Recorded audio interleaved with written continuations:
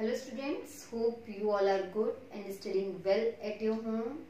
As we all know that we were discussing the chapter The Indian Constitution for class 8. It is our chapter from civics. So at first day I told you regarding the key features of Indian Constitution. Indian Constitution के key features मैं आपको बता चुकी थी and from which we have already covered one of the key feature, that is federalism. And today we are going to discuss two more key features of Indian Constitution system. One is Parliamentary Form of government and the second one is separation of powers. So let's start with the Parliamentary Form of government. As see, we have already discussed कि भाई federalism में there are more than one level of government के more than one level होते हैं. Just previous lecture में हम लोग discuss कर चुके हैं कि in our Indian Constitution there are more than one level of government. Local government, then state government, then central government. सबसे पहले local government, then state government, then central government. Second key feature है parliamentary form of government. तो my dear students, जैसे हम लोग पहले भी discuss कर चुके हैं कि we are a part of democratic nation. हम एक ऐसे कंट्री के, एक ऐसे नेशन के सिटीजन हैं जो कि एक डेमोक्रेटिक कंट्री है. कैसा कंट्री है? डेमोक्रेटिक कंट्री है. And all the common citizen, all the common people participates in electing their representatives. हम खुद अपने रिप्रेजेंटेटिव चुनते हैं, वोट देते हैं. वोट देने के बाद हम अपने मिनिस्टर्स को खुद इलेक्ट करते हैं. तो अभी फॉर एग्जाम्पल आप किसी भी स्टेट में रहते हैं, किसी भी स्टेट के किसी भी डिस्ट्रिक्ट में रहते हैं, तो वहां से कोई एक मेंबर क्या होता है? इलेक्ट होता है, वो जीत जाता है ना, कोई मिनिस्टर बन जाता है. तो वो मिनिस्टर कहाँ जाता है? Where that minister will go, कहाँ जाता है? आपको पता है in Delhi there is a parliament, संसद भवन है. वहां पे क्या है? संसद भवन है. There is a parliament. तो those members which are being elected by us, जो हमारे द्वारा इलेक्ट किए जा रहे हैं, जिन्हें हम इलेक्ट कर रहे हैं, वो कहाँ जाके बैठते हैं? They go and attend the parliament. वो कहाँ जाते हैं? पार्लियामेंट में जाते हैं. अच्छा, one more thing, it is a form of government based on parliament. Elected representatives, जो elected representatives होते हैं वो मिलकर क्या बनाते हैं? जैसे एक होता है एमपी, आप लोगों ने सुना होगा एमपी एंड एमएलएज. मैं आपको दोनों बताऊंगी और वो यहाँ पे डिस्कस भी होंगे. एमपी और एमएलएज आपने जरूर सुना होगा. अक्सर आपके पेरेंट्स बोलते होंगे ये एमपी है, ये एमएलए है. एमएलए कोई विधायक भी बोला जाता है हिंदी में, और एमपी को हिंदी में सांसद. देखिए, संसद और सांसद ये दो डिफरेंट अलग वर्ड्स हैं. MP is member of parliament, उनको हम बोलते हैं सांसद. और पार्लियामेंट वो है संसद भवन, वो जो हाउस, जो पार्लियामेंट हाउस है ना, संसद भवन. ठीक है. तो संसद और सांसद ये दो वर्ड्स होते हैं. मैं आपको इसलिए बता रहे हैं, बच्चे अक्सर कंफ्यूज हो जाते हैं. ठीक है. सो मेंबर ऑफ पार्लियामेंट इज सांसद एंड पार्लियामेंट हाउस और पार्लियामेंट इज संसद. ठीक है. सो व्हाट हैपेंस, जो भी एमपी इलेक्ट होते हैं, हम लोग एमपी इलेक्ट करते हैं. एमपी इलेक्ट होके कहाँ जाके बैठते हैं? दिल्ली के पार्लियामेंट हाउस में, क्योंकि MPs are for central government. हम पढ़े थे ना, पहले लोकल गवर्नमेंट होता है, देन स्टेट गवर्नमेंट होता है, देन सेंट्रल गवर्नमेंट होता है. फेडरलिज्म में हम पढ़ चुके हैं इस चीज को. तो मेंबर ऑफ पार्लियामेंट जो होते हैं वो किस गवर्नमेंट का पार्ट होते हैं? वो सेंट्रल गवर्नमेंट का पार्ट होते हैं. किसका होता है? सेंट्रल गवर्नमेंट का पार्ट होते हैं. इसीलिए वो कहाँ जाके बैठते हैं? पार्लियामेंट में. और वो क्या कहलाते हैं? Member of parliament. ऐसे ही एमएलएज. अभी देखिए, जैसे यूनियन कंट्री की एक पार्लियामेंट है, पूरे कंट्री का एक पार्लियामेंट है, जो कहाँ पे है? पार्लियामेंट हाउस दिल्ली में. हर स्टेट का लेजिस्लेटिव हाउस होता है. जैसे पार्लियामेंट तो हो गया कंट्री के लिए, और स्टेट के लिए क्या हो गया? याद कीजिए, हमने क्या कहा था? पीएम होते हैं आपके सेंट्रल गवर्नमेंट में, सिमिलरली सीएम होते हैं आपके स्टेट गवर्नमेंट में, गवर्नर होते हैं स्टेट गवर्नमेंट में, और सेंट्रल गवर्नमेंट में कौन होते हैं? प्रेसिडेंट. हम इससे पहले वाले लेक्चर में डिस्कस कर चुके हैं ना.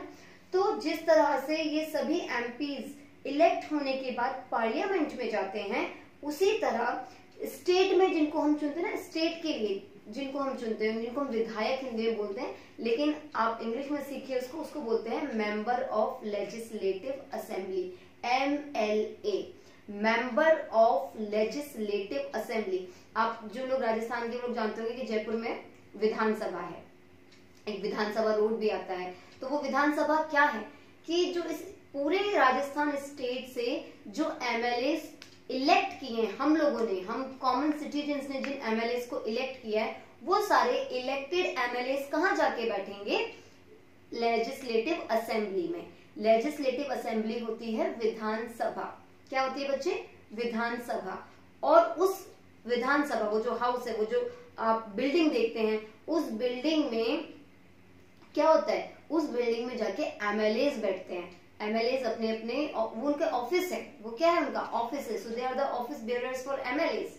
ओके, पार्लियामेंट हाउस हो गया फॉर MPs, लेजिस्लेटिव असेंबली हो गई फॉर MLAs। तो वही बात है, जो इलेक्टेड रिप्रेजेंटेटिव्स होते हैं वो किसी एक हाउस में जाके बैठते हैं, उसको बोलते हैं पार्लियामेंट और legislative assembly. Legislative assembly for state and parliament for central government. So इस तरह का एक फॉर्म ऑफ गवर्नमेंट है, क्योंकि वहां पर वही जाकर बैठ सकता है जिसको हमने इलेक्ट किया है।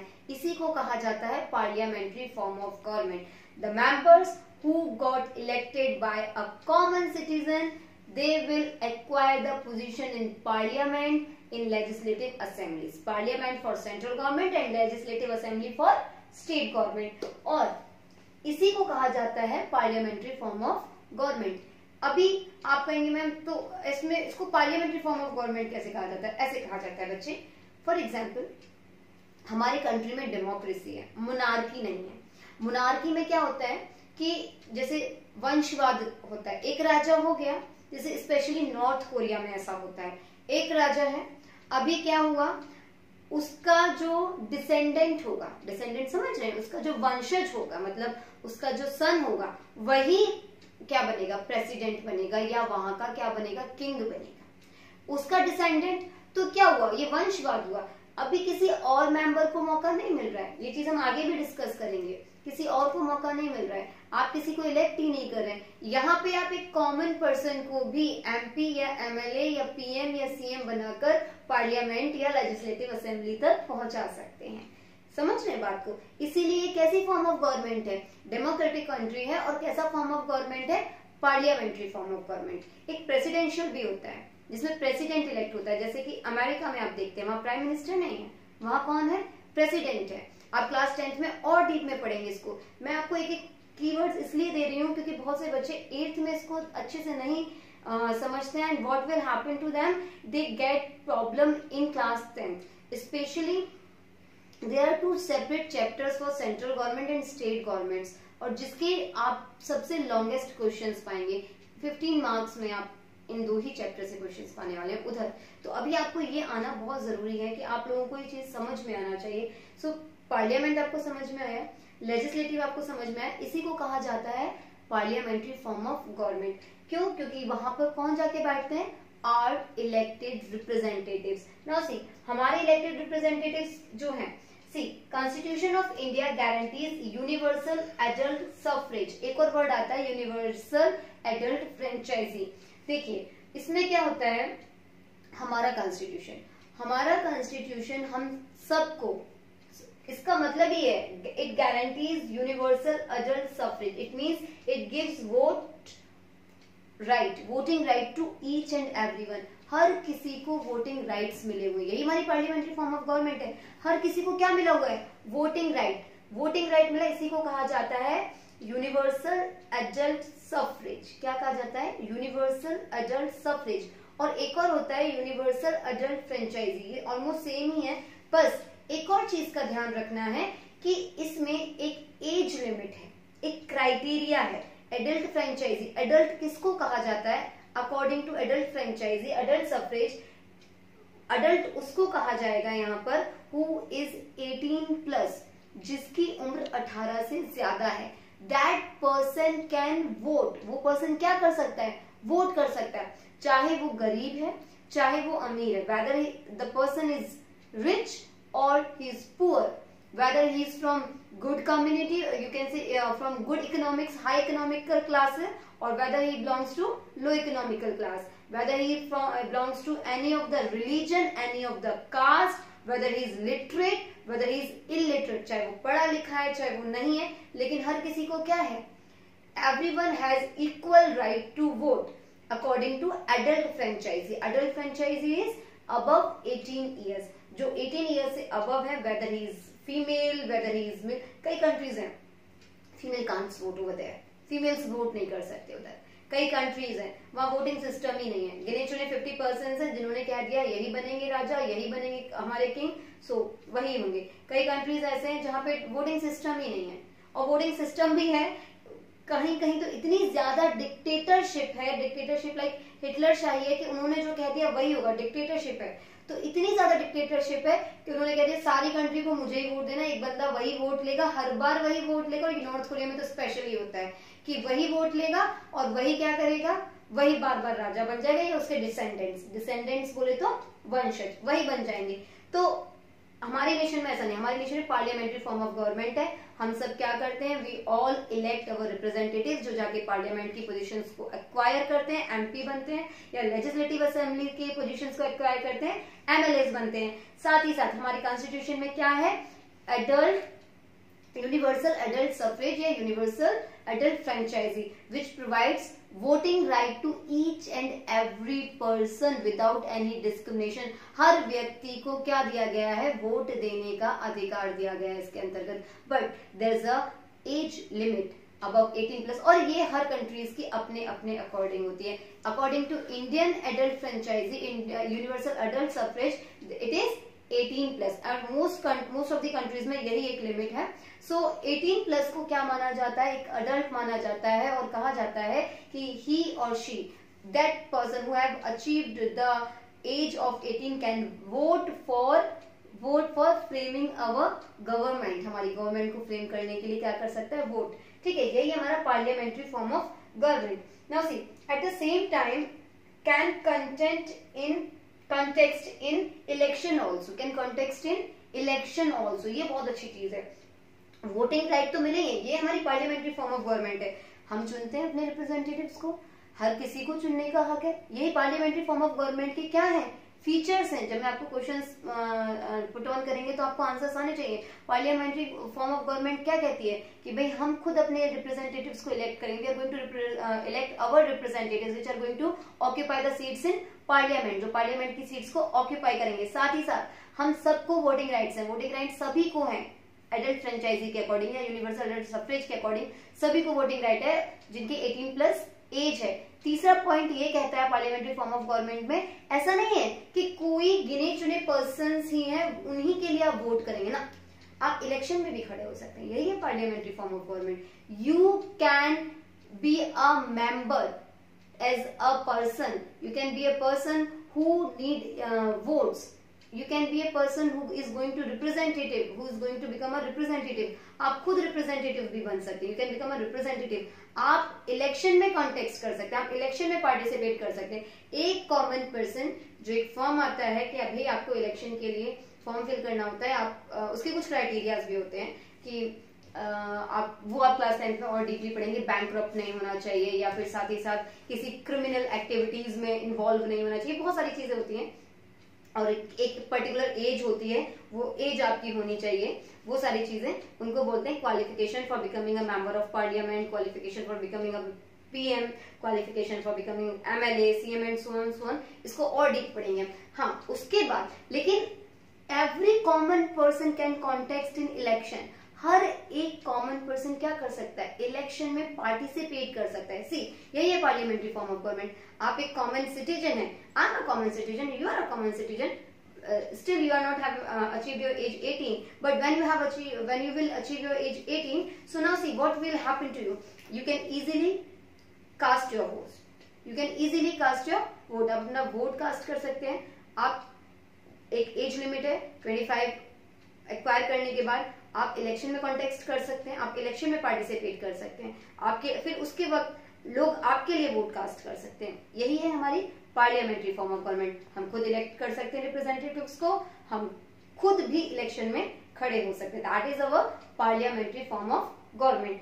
One more thing, under this form of government representatives are accountable, answerable to citizens.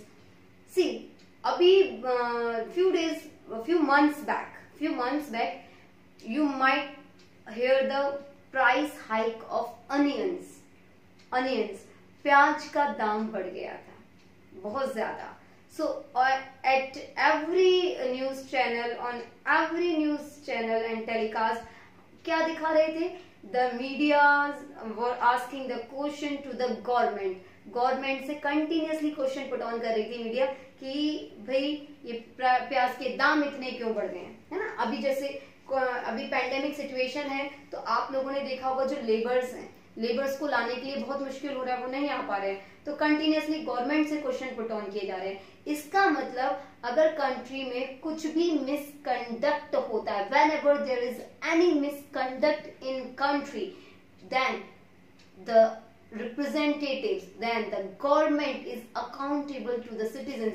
उनको जवाब देना पड़ता है उस कंट्री के सिटीजन्स को, उनकी जवाबदेही बन जाती है। दे आर आंसरेबल, उनको जवाब देना होता है। प्याज के दाम बढ़े थे, गवर्नमेंट को जवाब देना होगा ऐसा क्यों हो रहा है। तो जो रिप्रेजेंटेटिव्स हैं, आपकी क्लास का मॉनिटर है ना, आपके टीचर ने क्लास में मॉनिटर बना दिया, मॉनिटर को कहा क्लास का डिसिप्लिन रहना चाहिए। अभी टीचर ने तो इलेक्ट करके आपकी क्लास का मॉनिटर बना दिया, क्लास में कोई भी मिसकंडक्ट होता है, आपका जो मॉनिटर है he is accountable, answerable to your teacher. आपके टीचर को आंसरेबल होना चाहिए कि भाई ऐसा क्यों रहा, तो मॉनिटर है, आपके होते हुए डिसिप्लिन क्यों टूट रहा है। सेम थिंग, पूरी गवर्नमेंट जो होती है, that government is accountable to the citizen. Citizen के लिए क्या रहती है? अकाउंटेबल, आंसरेबल, सारे आंसर्स देने होते हैं। कुछ भी मिसकंडक्ट हो रहा है कंट्री में, कोई भी मिस हैपनिंग हो रही है, कोई भी प्रॉब्लम आ रही है, उस सब के लिए जवाबदेही किसकी बनती है? सरकार की, गवर्नमेंट की, उन इलेक्टेड रिप्रेजेंटेटिव्स की जिन्हें हमने इलेक्ट किया है। This is the second feature of our Indian constitution. Now comes to the third feature of Indian constitution, that is separation of power. Separation of power. So separation of power की जब हम बात करते हैं कि powers कैसे separated है, हमने मेंबर्स को इलेक्ट किया, नो डाउट। इलेक्ट करने के बाद क्या किया? वो पार्लियामेंट में गए। एक्चुअल में there are three organs of government. Government के 3 organs हैं। First is legislature, second is executive, and the third one is judiciary. First is legislature, second is executive, and the third one is judiciary. Legislature कौन होता है? Who legislates the law, who frames the law. जैसे MP, MLAs होते हैं, ये मिलके क्या बनाते हैं? लॉ बनाते हैं ना, कि भाई कानून आया, ये कानून नया बना है, कि ऐसा कानून बना है। तो ये सारे जो मेंबर्स हैं, ये सारे जो गवर्नमेंट के रिप्रेजेंटेटिव्स हैं, MP, MLAs, ये सब मेजोरिटी से, मतलब एक मत होकर 2/3 मेजोरिटी होती है, ये मैं आपको अभी से बता देती हूँ, लाइक 2/3 मेजोरिटी।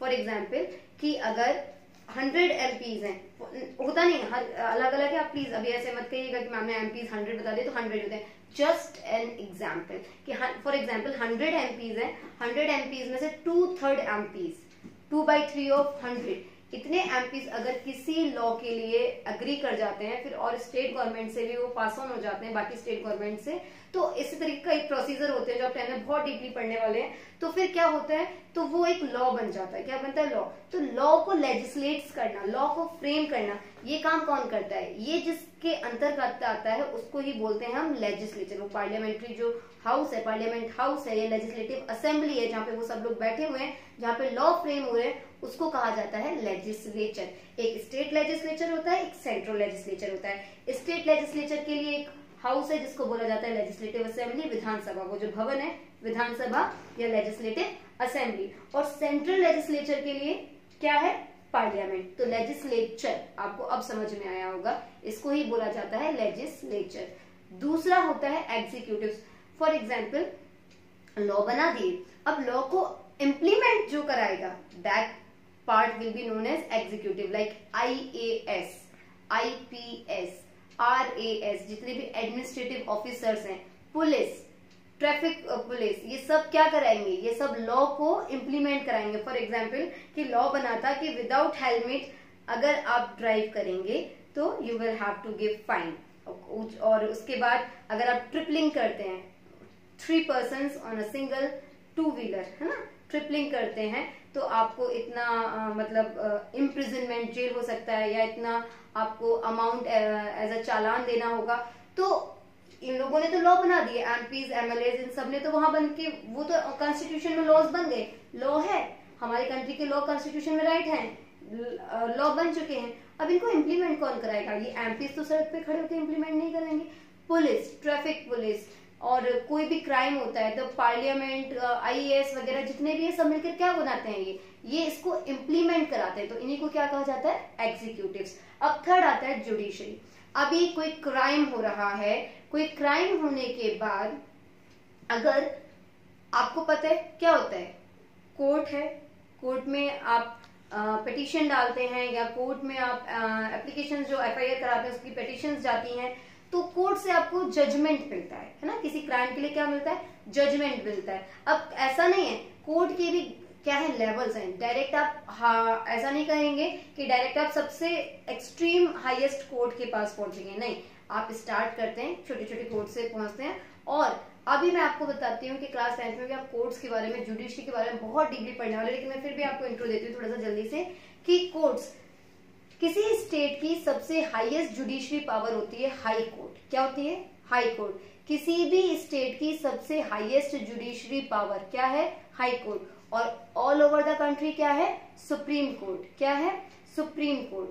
तो अगर किसी स्टेट में केस है तो डिस्ट्रिक्ट कोर्ट्स होते हैं आपके, डोमेस्टिक कोर्ट्स होते हैं, सिविल कोर्ट्स होते हैं, उन कोर्ट से होते हुए केस कहां पहुंचता है? हाई कोर्ट में।